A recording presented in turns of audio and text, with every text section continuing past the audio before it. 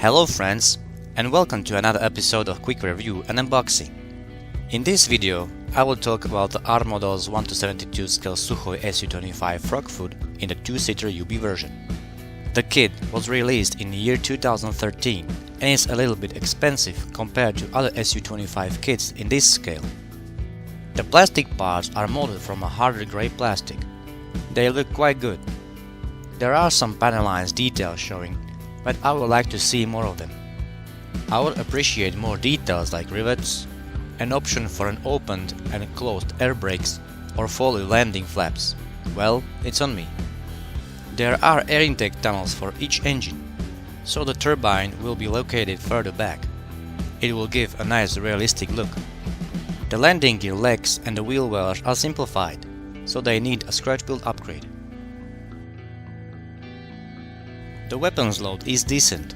It includes 2 R-60 air-to-air missiles, 4 FAB 250 kg bombs, and 4 UB-32 rocket pods. The kit includes 2 very nice detailed resin cockpit tops and rear engine parts with nozzles.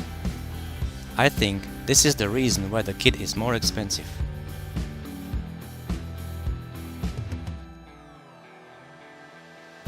The clear pads look a little thick. You can choose an option for a closed or open cockpit canopy. The instructions include 26 work steps. Best is to check every step twice. You can easily miss something. Do more dry fitting to avoid any mistakes. I like the large offer of camouflages. You can choose from a Russian, Bulgarian, Belarusian, Macedonian, Peruvian, and a Ivory Coast Air Force and Guinean Air Force Frogfoot.